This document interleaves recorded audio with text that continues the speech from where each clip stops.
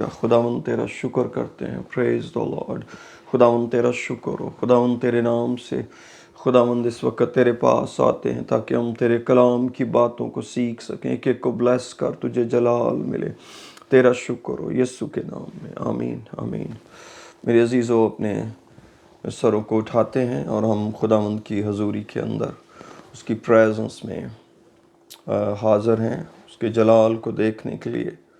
तो आज जब हम दुआ कर रहे हैं तो मेरे दिल में खुदावंद ने ये बोझ रखा कि मैं आपके साथ कलाम की कुछ बातें भी शेयर करूं। जैसा कि अक्सर हमें ये काम करते हैं कि हम खुदावंद के कलाम को भी शेयर करते हैं कि क्योंकि हम दुआ कलाम के बगैर नहीं कर सकते। हमें जो भी दुआ करनी है उसको खुदावंद के कलाम के मुताबिक ही करना है, क्योंकि हमने जो कुछ भी मांगना है वो खुदावंद के कलाम के मुताबिक मांगना है। तो एक चीज़ जो है वो खुदावंद के पास आने के लिए बहुत ही ज़्यादा ज़रूरी है, क्योंकि खुदावंद ने खुद मूसा को ये आइडिया दिया था कि मैं अपने लोगों के दरमियान सुकूनत करना चाहता हूँ। मैं चाहता हूँ कि मैं इनसे मुलाकात करूँ, इनसे मिला करूँ। तो तू मेरे लिए एक खैमा बना, जिसको हम खैमा इज्तिमा का नाम देते हैं। और खुदावंद ने उसका डिज़ाइन दिया, खुदावंद ने उसकी मेजरमेंट दी, हर एक चीज़ खुदा ने बताई।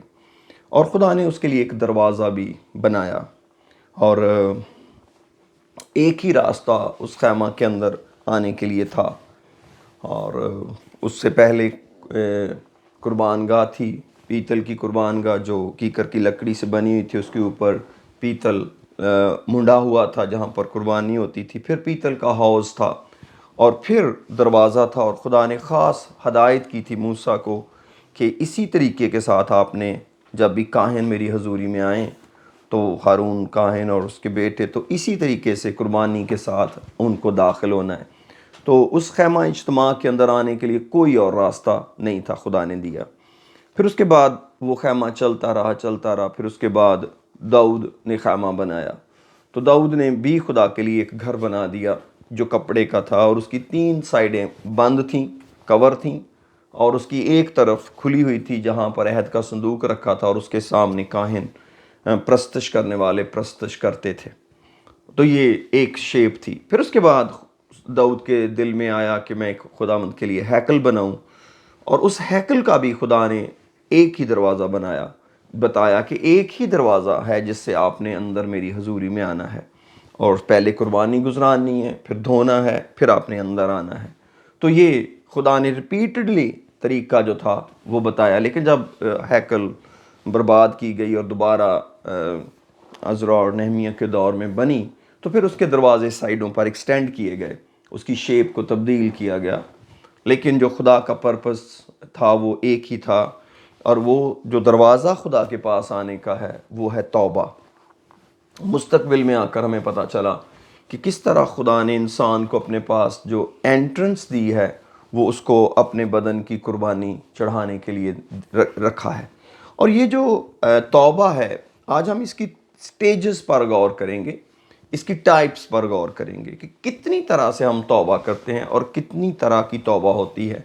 मैं इसको हतमी तौर पर तो इसको क्लोज डाउन नहीं कर सकता कि जो मैं बात कर रहा हूँ इससे आगे कोई है ही नहीं बात। ये तो मेरे बस में फ़िलहाल नहीं है कि मैं इस बात को एक लाइन खींच दूँ।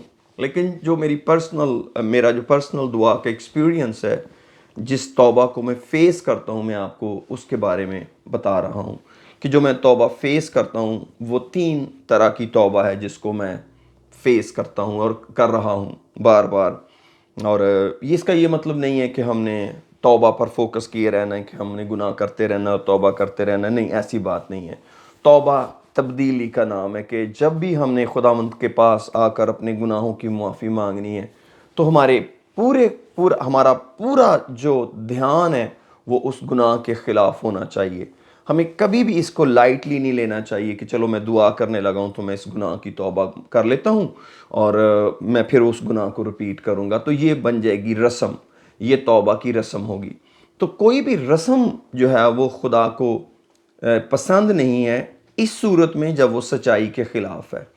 तो तौबा का मतलब है कन्वर्जन, और अगर हमारे दिल में कन्वर्जन तो है ही नहीं और हम फिर भी तौबा कर रहे हैं, और इसका ये मतलब हुआ कि हम ایک روایتی طور پر اس کام کو کرنا چاہ رہے ہیں، کیونکہ خادم نے بتایا ہے کہ خدا کے پاس آنے کا طریقہ توبہ ہے، تو ہم بھی توبہ کر رہے ہیں۔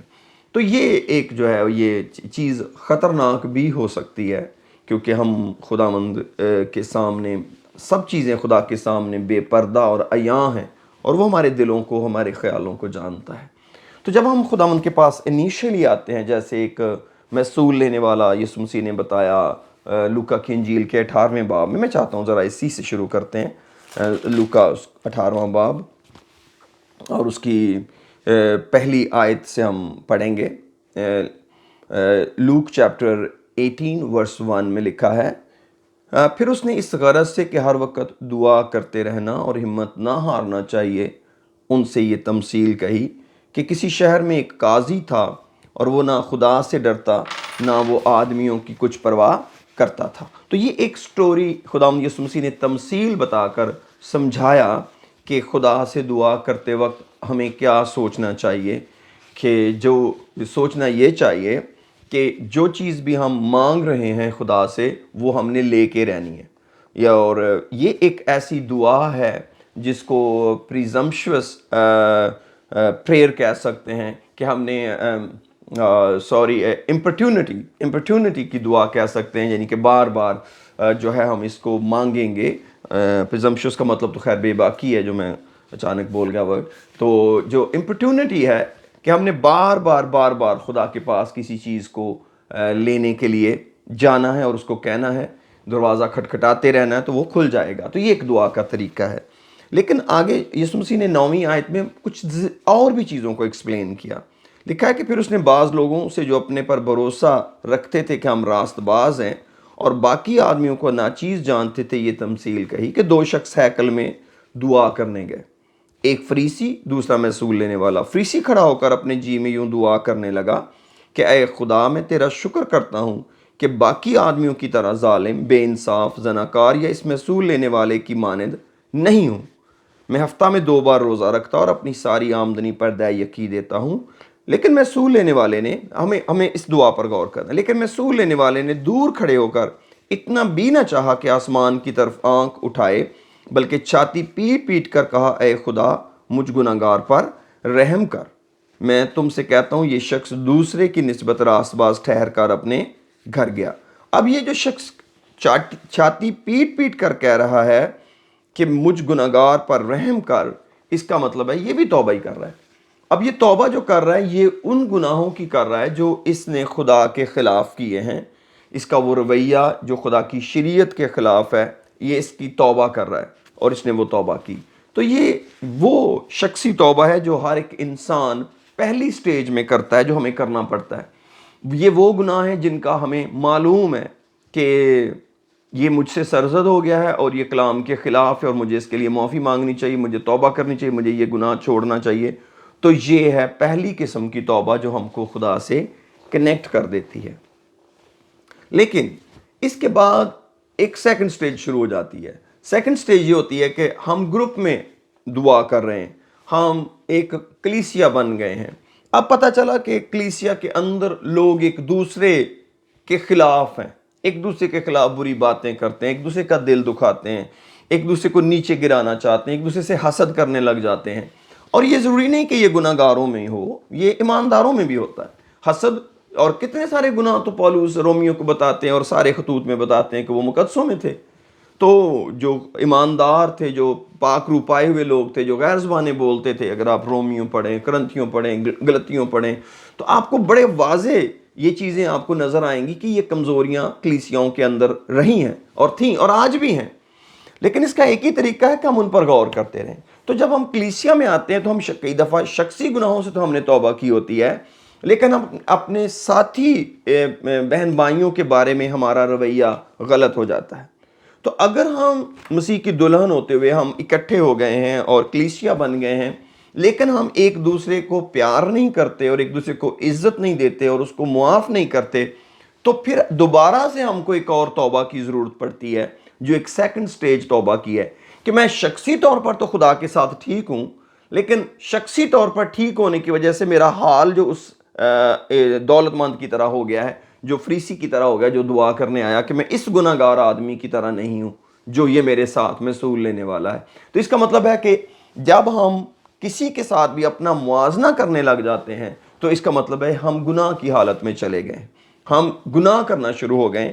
کیونکہ کلام ہمیں اس لیے نہیں بلاتا کہ ہم اپنے آپ کو ایک دوسرے سے مقابلہ کریں یا ایک دوسرے سے وزن دیں کہ بہتر کون ہے. نو, یہ ایسی کوئی بات نہیں ہے, کیونکہ ہم مسیح کا بدن ہے اور فردن فردن اعضاء ہیں, لیکن اعضاء ہونے سے پہلے ہم مسیح کی دلہن ہیں.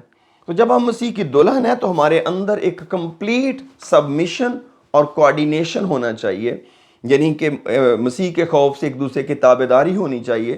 تو جب تک میں کسی کو پیار نہیں کرتا, اور جب میں پیار کرتا ہوں تو اور میں کسی کو معاف نہیں کرتا, تو میں ایسا ہرگز بھی نہیں کر سکتا کہ میں اس کی عزت کروں, اس سے محبت کروں جس کو میں نے معاف نہیں کیا ہوا. اسی لیے جب یعقوب رسول کہتے ہیں نا کہ اگر تم میں کوئی بیمار ہو تو وہ کلیسیا کے بزرگوں کو بلائے, اور وہ اس کے لیے, میں چاہتا ہوں اس حوالے کو پڑھتے ہیں ذرا, یعقوب رسول کا خط, اس کا آخری باب ہے, یعنی کہ 5واں باب, جیمز چیپٹر 5. خدا تیرا شکر. اور اس کی 13ویں آیت سے میں پڑھنے لگا ہوں. لکھا ہے اگر تم میں کوئی مصیبت زدہ ہو تو دعا کرے, اگر خوش ہو تو ہم کے گیت گائے, اگر تم میں کوئی بیمار ہو تو کلیسیا کے بزرگوں کو بلائے اور وہ خداوند کے نام سے اس کو تیل مل کر اس کے لیے دعا کریں. جو دعا ایمان کے ساتھ ہوگی اس کے باعث بیمار بچ جائے گا اور خداوند اسے اٹھا کھڑا کرے گا, اور اگر اس نے گناہ کیے ہوں تو ان کی بھی معافی ہو جائے گی. پس تم آپس میں ایک دوسرے سے اپنے اپنے گناہوں کا اقرار کرو اور ایک دوسرے کے لیے دعا کرو تاکہ شفا پاؤ. تو یہ کون سے گناہ ہیں کہ تم آپس میں ایک دوسرے سے اپنے اپنے گناہوں کا اقرار کرو؟ کیا گناہوں کو معاف کرنے کے لیے خدا کافی نہیں ہے کہ ہم خدا سے کہیں خدا تو مجھے معاف کر؟ نہیں, کافی نہیں ہے, کیونکہ خدا نے ہم پر ذمہ داری ڈالی ہے, ہمیں ٹیسٹ میں ڈال دیا ہے کہ جب میں نے تجھے معاف کیا تو کیا تو اپنے بھائی کو معاف کرنے کے لیے تیار ہے؟ کیونکہ جب کوئی میرے پاس معافی مانگنے آتا ہے, مجھے معاف کیجئے, تو میرے اوپر ایک بھاری ذمہ داری عائد ہوتی ہے کہ کیا میں اس کو معاف کرنے کے لیے تیار ہوں. اگر میں اس کو معاف کرنے کے لیے تیار نہیں ہوں تو اس کا یہ مطلب ہوا کہ میں اپنے گناہوں کی معافی کا یقین نہیں کرتا, کیونکہ میں اپنے بھائی کو عدالت میں ڈال رہا ہوں اور اس کو مشکل میں ڈال رہا ہوں کہ جب کہ وہ مجھ سے معافی مانگ رہا ہے, مجھ سے کہہ رہا ہے کہ فلاں وقت میں نے آپ کا دل دکھایا, فلاں وقت مجھ سے آپ کے خلاف زیادتی ہوئی, تو آپ مجھے معاف کیجئے. تو میں کیسے کہہ سکتا ہوں کہ میں نے آپ کو معاف نہیں کرنا؟ اس کا مطلب ہے کہ خدا نے معافی کو اس طرح ڈیزائن کیا ہے کہ جب آپ خدا سے معافی مانگیں تو پھر آپ کو اگلی سٹیج پر ایک دوسرے سے بھی معافی مانگنی پڑے گی اور مانگنی چاہیے. اسی لیے یسوع مسیح نے متی کی انجیل میں فرمایا کہ اگر تو قربان گاہ پر جائے اور وہاں تجھے یاد آئے کہ تیرے بھائی کو تجھ سے شکایت ہے, تو اپنی جو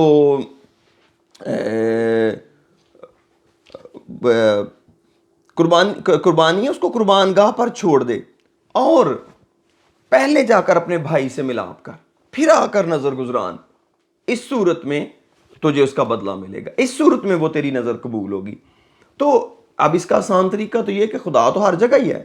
اگر مجھے یاد آ جائے قربانی چڑھاتے ہوئے کہ میرے بھائی کو مجھ سے شکایت ہے, تو میں وہیں کیوں نہیں معافی مانگ لیتا, خدا تو مجھے معاف کر, میں نے اپنے بھائی سے زیادتی کی ہے. نو, خدا نے کہا قربانی کو وہیں چھوڑ دے, پہلے واپس جا کر اپنے بھائی سے ملاپ کر. اور پھر بھائی کو کہا کہ پطرس نے کہا کہ خداوند اگر میرا بھائی مجھ سے میرا گناہ کرے تو میں اس کو کتنی بار معاف کروں؟ کیا دن میں 7 بار کافی ہوگا؟ یسوع مسیح نے کہا 7 کا 70 بار. اس کا مطلب ہے کہ خداوند نے ایک سسٹم بلڈ کر دیا کہ آپ نے آپس کے اندر بھی اپنے گناہوں کا اقرار کرنا ہے تاکہ تم شفا پاؤ. تمہاری شفا اس میں نہیں ہے کہ تم مجھ سے اپنے گناہوں کی معافی مانگ رہے ہو, تمہاری شفا اس میں ہے کہ تم ایک دوسرے سے معافی مانگ رہے ہو اور ایک دوسرے کو معاف کر رہے ہو. اور یہ بڑی سینسٹیو سچویشن ہے. آپ 10 لوگوں کو, آپ 4 لوگوں کو اکٹھے دعا میں جمع کر سکتے ہیں, لیکن یسوع مسیح نے کہا کہ اگر 2 شخص بھی زمین پر متفق ہوں گے, متفق ہو کر اتفاق کریں گے کسی چیز پر, تو وہ جو کچھ مانگیں گے وہ میرے باپ کی طرف سے ان کے لیے ہو جائے گا. تو متفق تو 2 لوگ بھی بہت ہوتے ہیں، لیکن اگر 10 لوگ یا 50 لوگ اکٹھے دعا کر رہے ہیں لیکن ان میں سے بہتوں کو آپس میں رنجش ہے اور ہم ایک دوسرے سے معافی مانگنے کے لیے تیار نہیں ہیں اور ہم ایک دوسرے کو قبول کرنے کے لیے تیار نہیں ہیں، تو یہ روحانی رویہ نہیں ہوگا، یہ نقصان دہ ہوگا، کیونکہ اس دعا کا کوئی فائدہ ہی نہیں ہے، کیونکہ وہ نظر تو قبول ہی نہیں ہوگی۔ ہم کئی دفعہ سوچتے ہیں کہ شاید ہم ایک بیسٹ چیز خداوند کے لیے لے کے آئے ہیں۔ خداوند کے نزدیک بیسٹ چیز یہ ہے کہ ہم خدا کے طریقے کے مطابق اس کے پاس آئیں۔ خدا کا طریقہ یہ ہے کہ نہ تو خدا کے بارے میں ہمارے دل میں کوئی رنجش ہو، ملامت کر رہا ہو ہمارا دل کہ میں نے خدا کا گناہ کیا ہوا ہے، اور نہ ہی اپنے بھائی کا۔ تو میرے عزیزو، بنیادی طور پر ہم اپنے بھائی کا کوئی گناہ نہیں کرتے، بنیادی طور پر ہم خدا ہی کا گناہ کرتے ہیں، لیکن جب اس میں لوگ انوالو ہو جاتے ہیں تو خدا اس توبہ میں بھی ان کو شامل کرتا ہے۔ تو یہ ایک دوسری طرح کی توبہ ہے جس کے اندر ہمیں جانا پڑتا ہے پہلی توبہ کے بعد۔ میں نے بہت سارے ایمانداروں کو یہاں پر برباد ہوتے دیکھا ہے کہ وہ پہلی قسم کی توبہ تو کرتے ہیں لیکن وہ دوسری طرح کی توبہ نہیں کرتے، کیونکہ وہ خدا سے گناہوں کی معافی مانگ کر اپنے بھائی کے پاس جا کر اس کو ایکسکیوز کرنا نہیں چاہتے، اسی لیے خاندان برباد ہوتے ہیں۔ میں نے کئی دفعہ یہ لفظ بولے ہیں جو کہ شاید ایک امپریشن کے طور پر اچھے نہیں لگتے۔ وہ یہ میں کہتا ہوں کہ ہم گناہ تو آدمیوں کا کرتے ہیں مگر معافی صرف خدا سے مانگتے ہیں۔ نہیں، یہ پروسیس نہیں ہے۔ جب آپ نے اپنے بھائی کا دل دکھایا ہے، بھائی کا مطلب ہے کوئی بھی جو فیلو پرسن، آپ کا پڑوسی آپ کے قریب ہے، اس میں ہر رشتہ انکلوڈڈ ہے۔ بھائی اور بہن جب کہا جاتا ہے تو اس میں ہر رشتہ انکلوڈڈ ہے، ہر رشتہ۔ اس لیے ہم اس کو 12-14 رشتوں میں نہیں بانٹنا چاہیے۔ اس کا مطلب ہے انسان، کہ جب ہم نے انسان کو تکلیف پہنچائی ہے تو ہمیں معافی بھی انسان سے مانگنی چاہیے۔ جب ہم انسان سے معافی مانگنا نہیں چاہتے تو اس کا پہلا امپریشن یہ ہے کہ ہم پراؤڈ ہیں، ہم پراؤڈ ہیں۔ کیوں؟ کیونکہ جب تک ہم خاکسار نہیں ہوں گے، ہم کسی کو کہیں گے نہیں کہ مجھے معاف کیجئے، میں نے آپ کا دل دکھایا، میں نے آپ کے ساتھ زیادتی کی، میں نے آپ کا نقصان کیا، میں نے فلاں وقت آپ کی مدد نہیں کی، فلاں وقت میں نے آپ سے جھوٹ بولا۔ اب اس کا یہ مطلب نہیں کہ آپ ایک بہت چھوٹی سی بات کو اٹھا کر اس کے سامنے اقرار کریں۔ بہت ساری ایسی بھی چیزیں ہیں جن کو اوائڈ کیا جا سکتا ہے، لیکن اگر وہ بات جس سے کوئی ناراض ہے اس کو اکنالج کرنا چاہیے، یعنی کہ جو کسی کے ذہن میں آپ کے خلاف ہے اس کو اکنالج کریں۔ اب یہ نہ کہیں، اس کو یہ نہ کہیں کہ وہ تو کوئی بات ہی نہیں تھی۔ ہاں وہ بات تھی تو وہ ناراض ہوا نا، اس نے برا محسوس کیا نا۔ اگر وہ ایسا نہ ہوتا تو وہ ناراض ہی نہ ہوتا۔ تو یہ دوسری قسم کی توبہ ہے، تو ہمیں اس کا بھی خیال رکھنا چاہیے۔ اب ہم آتے ہیں ایک بڑی سینسٹیو سچویشن میں، وہ ہے تیسری قسم کی توبہ۔ جب ہم کنگڈم پریئر کرتے ہیں یا بادشاہی کی دعا کرتے ہیں، جس کو آج کئی دفعہ ہم اس کو آخر میں بھی دعا کرتے ہیں، عبادت کے آخر میں، اور جو خداوند نے ہم کو طریقہ سکھایا جس کو عام طور پر سادہ زبان میں لارڈز پریئر کہتے ہیں، جس کو بہت سارے خادم جو ہیں وہ اس کو کنگڈم پریئر کہتے ہیں، یعنی بادشاہی کی دعا کہتے ہیں، اور میں بھی اس کو بادشاہی کی دعا کے طور پر اس پہ متفق ہوں، کیونکہ لارڈز پریئر کا مطلب ہے خداوند کی دعا۔ تو خداوند کی دعا وہ نہیں ہے، وہ خداوند نے سکھائی تھی، خداوند نے دعا کرنے کا طریقہ بتایا تھا۔ اگر ہمیں خداوند کی دعا پڑھنی ہے تو پھر وہ لارڈز پریئر تو گتسمنی باغ میں خداوند نے کی تھی، اور لازر کی قبر پر خداوند نے دعا کی تھی، اور پھر اس نے یوحنا کی انجیل کے 17ویں باب میں دعا کی۔ وہ کافی لمبی دعا ہے جو اس کو ہم پڑھ چاہیں تو غالباً 17 یا 18 باب، مجھے معاف کیجیے اگر حوالہ میں تھوڑا سا ڈسٹرب ہو اس میں چیپٹر نمبر، تو مجھے معاف کیجیے۔ تو وہاں پر خداوند کی دعا ہے جو یسوع مسیح کے اپنے الفاظ ہیں، کہ جیسے میں دعا کرتا ہوں تو یہ میری دعا ہوئی، لیکن جو متی یا لوکا 11 باب میں ہے وہ لارڈز پریئر نہیں ہو سکتی اپنی سینس میں، کیونکہ وہ دعا ایک ایسی دعا ہے جو سکھائی گئی ہے۔ تو بہرکیف وہ دعا تو ہے، لیکن اس کے اندر بھی ہم ایک دفعہ کہتے ہیں کہ جیسے ہم بولتے ہیں ہمارے باپ تو جو آسمان پر ہے، تیرا نام پاک مانا جائے، تیری بادشاہی آئے، تیری مرضی جیسی آسمان پر پوری ہوتی ہے زمین پر، ہمارے روز کی روٹی آج ہم دے۔ جس طرح ہم اپنے قرض داروں کو معاف کرتے ہیں، ہمیں معاف کر، جس طرح ہم اپنے قصورواروں کو معاف کرتے تو ہمارے قصور معاف کر۔ تو یہ کون سی سٹیج ہے جب ہم پھر خداوند کے پاس چلے گئے ہیں کہ جس طرح ہم نے اپنے بھائیوں کو معاف کیا ہے تو ہمارے قصور معاف کر۔ تو یہ کون سی سٹیج ہو گئی کہ کہ جب ہم نے خود توبہ کر لی، پھر ہم نے اپنے بھائی سے بھی معافی مانگ لی، تو اب یہ ایک تیسری سٹیج کون سی ہے؟ اصل میں یہ تیسری سٹیج اس لیے ہے کہ ہماری روحانی حالت بھی اب تبدیل ہو گئی ہے۔ پہلے ہم شخصی طور پر خداوند کے پاس گئے تھے ایک محصول لینے والے کی طرح، گنہگار کی طرح، پھر ہم مسیح کا بدن ہو کر خداوند کے پاس گئے کلیسیا کی طرح، تو ہمیں ایک دوسرے کی رنجشوں کا احساس ہوا، اوے یہ تو وہی بھائی ہے جس کا میں نے دل دکھایا تھا، اور دوسرے بھائی نے دیکھا ہاں یہی ہے جس نے مجھے ایک دفعہ نقصان پہنچایا تھا۔ تو جب ہم ان فزیکلی ملتے ہیں تو ہمیں بہت ساری ہماری میموریز جو ہیں وہ دوبارہ سے بحال ہوتی ہیں، تو وہ سچویشن ہے جس کے اندر لیکن ہمیں اس کے اندر بڑی کیئر کرنی چاہیے کہ ہمیں کسی کو ڈی ویلیو نہیں کرنا چاہیے، یا سب کے سامنے نہیں بتانا کہ اس نے میرے ساتھ زیادتی کی ہے، یا ضروری نہیں کہنا چاہیے کہ سب کے سامنے مجھ سے معافی مانگو۔ نہیں نہیں نہیں نہیں، ہمیں معافی مانگنے سے زیادہ معاف کرنے کے لیے تیار رہنا ہے دوسری سٹیج میں، کہ کیا میں جلدی سے معاف کروں گا؟ جیسے آپ سے کوئی معافی مانگے کہ نو پرابلم، میری بہن کوئی بات نہیں ہے، میرے بھائی کوئی بات نہیں ہے، پھر اس کا یہ مطلب نہیں ہے کہ آپ دوبارہ سے سٹوری سنائیں کہ آپ نے ایک تو وہ شخص معافی مانگ رہا ہے، اب آپ اس کو دوبارہ سے پورا گناہ اس کا بتانے لگے ہیں اور سب کو بتانے لگے ہیں۔ It's not spiritual at all. اور تیسری سٹیج میں جب ہم خداوند کے پاس جاتے ہیں تو پہلی سٹیج ہماری ایز اے پرسن ہے جب ہم خدا کا بیٹا بنتے ہیں، دوسری سٹیج کلیکٹیو ہے جب ہم مسیح کی دلہن بنتے ہیں، لیکن ایک تیسری خوبصورت اور سینسٹیو سٹیج ہے جب ہم مسیح کا بدن بنتے ہیں اور ہم فردن اعضاء ہو جاتے ہیں، جس کے بارے میں پولس کہتے ہیں نہ کوئی مرد رہا، نہ عورت، نہ کوئی یہودی، نہ کوئی یونانی رہا، ہم سب ایک ہیں۔ اور ایک لمبی لسٹ غلطیوں کے اندر لکھی ہوئی ہے کہ ہم مسیح کا بدن ہوتے ہوئے ایک ہیں۔ تو جب ہم ایک ہیں اور مسیح کا بدن ہیں تو یہ ایک ایسی سینسٹیوٹی ہے، ایک ایسی سینسٹیو سچویشن ہے کہ مسیح کے بدن کے اندر کوئی داغ دھبا اور جری نہیں ہے۔ خداوند یسوع مسیح کا بدن بے عیب اور پاک ہے۔ ہم دلہن ہوتے ہوئے بھی بے عیب اور پاک بن رہے ہیں روز بروز، لیکن جب ہم خداوند کے پاس آتے ہیں اس کا کام کرنے کے لیے، اب ہم کام کرنے والے بن گئے ہیں، ٹھیک ہے؟ تو جب ہم کام کرنے والے بن گئے ہیں تو خداوند اپنے بدن کو استعمال کر رہا ہے۔ اس وقت ہیڈ جو ہے یسوع مسیح کا، جو یسوع مسیح سر ہے کلیسیا کا، وہ آسمان پر تخت پر ہے، لیکن اس کا بدن ہم ہیں جو زمین پر ہے، اور پولس اس کو فردن اعضاء کہتے ہیں۔ اب ذرا میرے پاس آئی، میرے ساتھ کھولیے رومیوز کا 12واں باب، رومنز چیپٹر 12،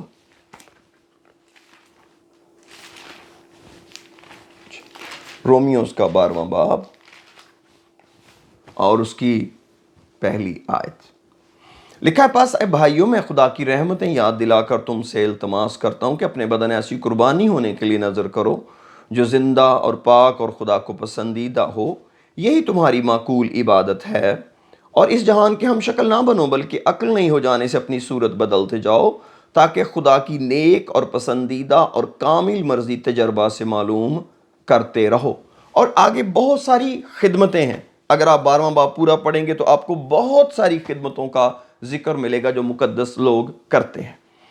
تو جب ہم یہ خدمت خداوند کی کرنے آئے ہیں تو اس کا مطلب ہے ہمیں مسیح کا بدن بن کے خدمت کرنی ہے۔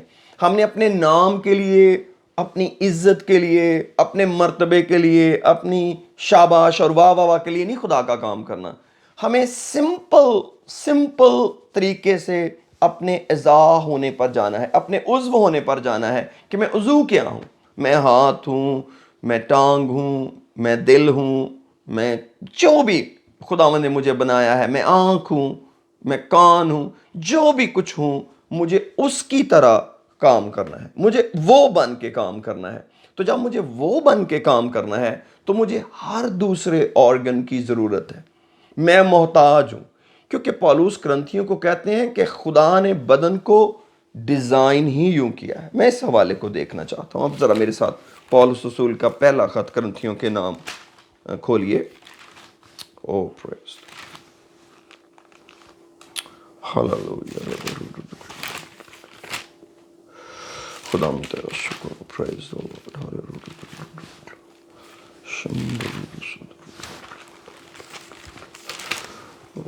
خدا تیرا شکر، پریز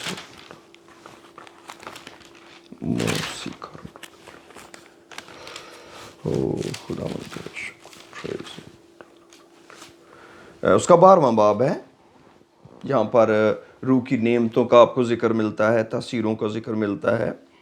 او پریز دی لارڈ. اس کی 12ویں آیت پڑھتے ہیں جی. لکھا ہے 1 Corinthians chapter 12 verse 12. کیونکہ جس طرح بدن ایک ہے اور اس کے اعضاء بہت سے ہیں، اور بدن کے سب اعضاء گو بہت سے ہیں مگر باہم مل کر ایک ہی بدن ہے، اسی طرح مسیح بھی ہے. کیونکہ ہم سب نے خواہ یہودی ہوں خواہ یونانی خواہ غلام خواہ آزاد ایک ہی روح کے وسیلہ سے ایک بدن ہونے کے لیے بپتسمہ لیا، اور ہم سب کو ایک ہی روح پلایا گیا. تو جو پانی کا بپتسمہ وہ ہم کو مسیح کے بدن میں شامل کر دیتا ہے. چنانچہ بدن میں ایک ہی عضو نہیں بلکہ بہت سے ہیں. اگر پاؤں کہے چونکہ میں ہاتھ نہیں اس لیے بدن کا نہیں، تو وہ اس سبب سے بدن سے خارج تو نہیں. اور اگر کان کہے چونکہ میں آنکھ نہیں اس لیے بدن کا نہیں، تو وہ اس سبب سے بدن سے خارج تو نہیں. اگر سارا بدن آنکھ ہی ہوتا تو سننا کہاں ہوتا، اور اگر سننا ہی سننا ہوتا تو سونگنا کہاں ہوتا. مگر فی الواقع، یہ بڑی پیاری آیت ہے، یہ بات بڑی پیاری ہے، مگر فی الواقع خدا نے ہر ایک عضو کو بدن میں اپنی مرضی کے موافق رکھا ہے، اپنی مرضی کے موافق رکھا ہے. اگر وہ سب ایک ہی عضو ہوتے تو بدن کہاں ہوتا. مگر اب اعضاء تو بہت سے ہیں لیکن بدن ایک ہی ہے. پس آنکھ ہاتھ سے نہیں کہہ سکتی کہ میں تیری محتاج نہیں، آنکھ ہاتھ سے نہیں کہہ سکتی کہ میں تیری محتاج نہیں، اور نہ سر پاؤں سے کہہ سکتا ہے کہ میں تیرا محتاج، تمہارا محتاج نہیں. بلکہ بدن کے وہ اعضاء جو اوروں سے کمزور معلوم ہوتے ہیں بہت ہی ضروری ہیں، اور بدن کے وہ اعضاء جنہیں ہم اوروں کی نسبت ذلیل جانتے ہیں انہی کو زیادہ عزت دیتے ہیں. اور ہمارے نازیبا اعضاء بہت ہی زیبا ہو جاتے ہیں، حالانکہ ہمارے زیبا اعضاء محتاج نہیں. مگر خدا نے بدن کو اس طرح مرکب کیا ہے کہ جو عضو محتاج ہے اسی کو زیادہ عزت دی جائے. ہو پریز دی لارڈ. خدا نے بدن یوں بنایا کہ جو ہمارے نازیبا اعضاء ہیں، فرض کریں اگر ہم کسی بہت صاف جگہ پر کھڑے ہوں تو ہم کہتے ہیں آپ پاؤں لے کر اس کے اوپر آ گئے، اب اپنے پاؤں ہی لے کر آ گئے. تو پاؤں ایک ایسا میں نہیں جانتا کہ روح اس وقت میرے دل میں اس نے پاؤں کو ایک ایگزامپل ڈالی ہے کہ دیکھا جائے تو پاؤں کافی حد تک ایک انڈیپینڈنٹ عضو ہے ہمارے بدن میں، اور یہ محتاج بظاہر نہیں لگتا، لیکن یہ ہم اس کو نازیبا کہہ سکتے ہیں، لیکن یہ محتاج کم ہے. لیکن جتنے کوئی سینسٹیو ہیں اعضاء ہیں جن کو ہم بڑی عزت دیتے ہیں، وہ اسپیشل ان کو پروٹوکول دیتے ہیں، وہ زیادہ محتاج ہیں، ان کو زیادہ ضرورت ہے دوسروں کی. میری آنکھ، اس کو بڑی کیئر کی ضرورت ہے، اس کو میرے ہاتھ کی بھی ضرورت ہے، اس کو اور طرح کی بھی کیئر کی ضرورت ہے. اور بہت سارے اعضاء لے لیں آپ، جتنے بھی زیادہ سینسٹیو اعضاء ہیں، حساس ہیں، جن کو ہم بڑا اسپیشل مانتے ہیں، وہ زیادہ ڈیپینڈنٹ ہیں، انڈیپینڈنٹ نہیں ہے. خدا نے بدن کو مرکب یوں کیا. اب ہم آتے ہیں اپنے بارے میں سوچتے ہیں. ہم سارے مسیح کا بدن کا عضو ہیں، اور ہم ایک بدن ہو کر کام کرنے لگے. جیسے اب ہم دعا کرنے لگے یا دعا کریں گے تو ہم مسیح کا بدن بن گئے. اب ہم دلہن کلیسیا سے اگلی سٹیج میں ہیں. اب ہم مسیح کے بدن کے ہم ایک عضو کی طرح آپریٹ کرنا چاہتے ہیں. تو میں اسی وقت ایک عضو کی طرح آپریٹ کر سکتا ہوں جب میں دوسرے اعضاء کے ساتھ کنیکٹڈ ہوں، اور یہ کنیکشن مجھے محبت سے ملتا ہے. اب میں نے معاف بھی کر دیا ہے، لیکن جب میں نے معاف کر دیا تو ہو سکتا ہے میرے دل سے ابھی تک اس کے لیے رنجش نہیں گئی، گرج نہیں گیا. میں نے معاف تو کیا لیکن رنجش مجھے ابھی بھی ہے، کیونکہ میرے بھائی کے غلط فیصلے کی وجہ سے میرا اس وقت نقصان ہوا تھا. اگر وہ اس وقت مجھے ٹائم دیتا تو میرا مستقبل بہت برائٹ ہوتا. اگر وہ مجھے اس وقت پیسے دے دیتا تو میں اپنا پاسپورٹ بناتا تو میں باہر جا سکتا تھا. اگر وہ اس وقت مجھے پیسے دے دیتا تو میں اپنا داخلہ بھیجتا، میرا 1 سال بچ سکتا تھا. تو جب وہ ذہن میں لاس آتا ہے اپنے بھائی کی وجہ سے، اس رشتے کی وجہ سے، تو پھر ایک گرج ہمارے دلوں میں آتا ہے. یہ بہت بری بات ہے. اب ہمیں اس گرج پر غلبہ پانا ہے اور پھر سے کہنا ہے خداوند میں اپنے بھائی کو معاف کرتا ہوں اور میں اس کو بلیس کرتا ہوں. میں اس گرج کو، اپنے اس نفرت کو، اس منفی رویے کو اپنے اندر سے نکالتا ہوں اب یہ ایک ایسی سٹیج ہے، اس کا مطلب ہے اگر ہم یہ کام نہیں کرتے. اور ایک اور بات، کئی دفعہ ہماری اپنی زندگی کے اندر بڑے بڑے گناہ تو ختم ہو جاتے ہیں، لیکن بے باکی کے گناہ ابھی باقی ہوتے ہیں. غصہ نہ کرو، قہر، بدخواہی، جھوٹ بولنا چھوڑ کر ہر کوئی اپنے پڑوسی سے سچ بولے. کئی دفعہ ہم ان گناہوں کو ایک سوشل نیڈ سمجھتے ہیں کہ ان کے بغیر تو کام نہیں چل سکتا. ہاں، کام تو نہیں چل سکتا، لیکن خدا کا کام بھی نہیں چل سکتا. اگر ہم دنیا کا کام چلا رہے ہیں تو ہمیں خدا کے کام کو چلانے کی فکر ہونی چاہیے. اور اگر ہم ایک عضو ہوتے ہوئے ناکام ہو گئے تو یہ بڑے نقصان کی بات ہوگی. کیوں؟ کیونکہ ہم بلائے ہی اس لیے گئے ہیں، اس سٹیج پر پہنچائے ہی تب گئے ہیں کہ ہم کوئی کام کریں. آپ سوچیں، اگر آپ کے بدن کا کوئی عضو کام نہ کر رہا ہو، کیا آپ گھر میں بیٹھے رہتے ہیں؟ آپ ڈاکٹر کے پاس جاتے ہیں، ڈاکٹر اس آرگن کو چیک کرتا ہے، ڈاکٹر اس پر سرجری کرتا ہے، اس کو آپریٹ کر کے اس پر میڈیسن کرتا ہے تاکہ کسی طرح سے اس کا کام دوبارہ بحال ہو، تاکہ سارا بدن نقصان نہ اٹھائے. ایک آدمی کا نقصان نہیں ہوتا مسیح کے بدن میں، وہ کئیوں کا نقصان ہوتا ہے. اسی لیے پولس عبرانیوں کو خط لکھتے ہوئے کہتے ہیں، غور سے دیکھو کوئی شخص خدا کے فضل سے محروم نہ رہ جائے. ایسا نہ ہو کوئی کڑوی جڑ پھوٹ کر تمہیں دکھ دے، جس کے سبب سے اکثر لوگ ناپاک ہو جائیں. اس کا مطلب ہے ڈیزیز ایک ایسی چیز ہے، وہ آرگن سے آرگن میں ٹرانسفر ہوتی چلی جاتی ہے، کیونکہ ہماری نیچرل باڈی کا یہی طریقہ ہے کہ جب آپ کسی جگہ پر کسی بیماری کو روک نہیں پاتے، جیسے اس کی سرجری کر کے اس کو کاٹ نہیں دیتے، تو وہ آگے چلی جاتی ہے. جیسے اکثر شوگر پیشنٹ کی باڈی کے آرگنز کاٹنے پڑتے ہیں ڈاکٹرز کو، تو وہ کہتے ہیں کہ بھائی صاحب، اگر آپ اپنا پاؤں کاٹ نہیں دیں گے تو بعد میں پوری ٹانگ کاٹنی پڑے گی، آپ کا پورا اینکل جائے گا، نی جائے گی، تھائی جائے گی پوری. کیوں؟ کیونکہ آپ نے اس ڈیزیز کو وہاں روکنے کے لیے ہمیں الاؤ نہیں کیا. تو اس کا کیا مطلب ہے؟ اس سے پہلے کہ وہ کٹے، ہم سب اس آرگن کے لیے فکر مند ہو سکتے ہیں کہ ہمیں اس کے لیے دعا کرنی ہے، اس کو مانیٹر کرنا ہے، اس کو خداوند میں بحال کرنا ہے. لیکن یہ کب ہوگا؟ جب اس کے خلاف ہمارے ذہن اور دل میں رنجش نہیں ہے. تو اس باڈی کا ہیلدی ہونا سب سے زیادہ ضروری ہے. اس لیے جب ہم خداوند کے پاس ایک باڈی کی طرح آتے ہیں تو سب سے پہلے میں ایک دوسرے کے لیے شکر کرنا چاہیے، ایک دوسرے کو قبول کرنا چاہیے، ایک دوسرے کی ضرورتوں کو خداوند کے آگے پیش کرنا چاہیے. جیسے ابھی میں دیکھ رہا ہوں، میرے ساتھ بہن سائمہ ہیں، بہن عروج ہیں، اور ہو سکتا ہے ان کی فیملی بھی ہوں، بہن سائمہ کی فیملی بھی ہوں، اور علیشہ ہیں، ہو سکتا ہے پوری فیملی ساتھ ہوں، بہن نازیہ بھی ساتھ ہوں. تو ہم سب کو ایک دوسرے کے لیے خدا کا شکر کرنا اور ایک دوسرے کی ضرورتوں کو خداوند کے آگے رکھنا ہے. جیسے میرے ساتھ علیشہ ہیں، سیمیول ہیں، تو ہمیں ایک دوسرے کی ضرورتوں کو خداوند کے آگے رکھنا ہے تاکہ ہم ایک بدن ہو جائیں. اور اس وقت ہمیں ایک سینسٹیو توبہ کی ضرورت پڑتی ہے کہ کیا میرے دل میں گرج یا نفرت تو نہیں ہے، اور کیا میں نے کوئی گناہ چھپا کے تو نہیں رکھا ہوا خدا سے، چوری، جس کو میں اپنی عادت کہتا ہوں، جس کو میں اپنی مجبوری کہتا ہوں، ٹینڈ کرتا ہوں کہ یہ اس سے کوئی فرق نہیں پڑتا. داؤد اس کو بے باکی کا گناہ کہتے ہیں، جس کو شروع میں لفظ بول رہا تھا پریزمپشوس سینز، کہ جن کو ہم خود گناہ ہی نہیں کنسیڈر کرتے، کیونکہ ہم کلام پڑھتے ہوئے اس کو اپنی زندگی کے ساتھ میچ ہی نہیں کرتے کہ یہ میری زندگی کا گناہ ہے. تو میرے عزیزو، یہ 3 طرح کی توبہ ہیں جن کو ہم نے دیکھا ہے، اور آپ کو جب بھی خدا کا روح گائیڈ کرے آپ ان پر غور کریں. جب آپ کو لٹرلی آپ سے یا مجھ سے کوئی گناہ ہو، ہمیں خدا سے معافی مانگنی، اس گناہ کو چھوڑنا ہے. اور جب ہم نے کلیکٹیولی آنا ہے تو ہم نے ایک دوسرے کو معاف کرنا ہے، کیونکہ ہمیں ایک دوسرے کے رشتوں سے بڑی تکلیف پہنچتی ہے.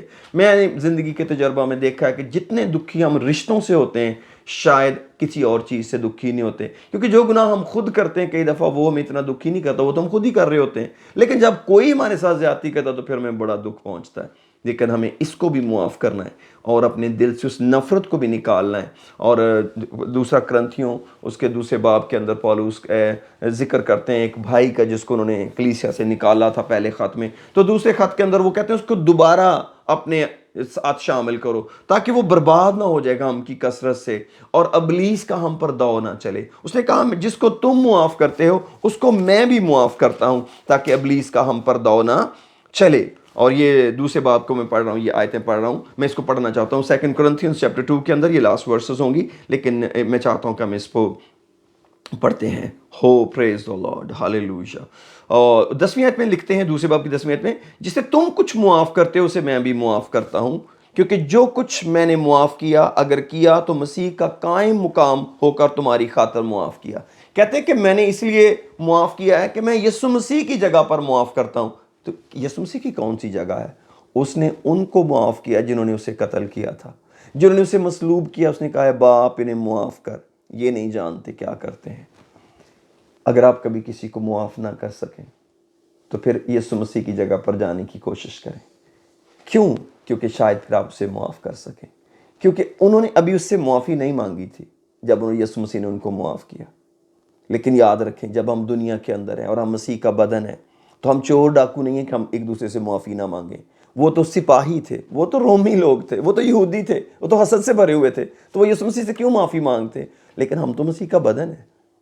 ہمیں کسی کو یوں مجبور نہیں کرنا چاہیے کہ وہ ہمیں یسوع مسیح کی طرح معاف کرے، بلکہ ہمیں اس کو بھائی کی طرح جا کے معافی مانگنی چاہیے اور کہنا چاہیے I will take care next time, I will not hurt you, I will take care of my own self. جو چیز آپ کو تکلیف دے رہی ہے.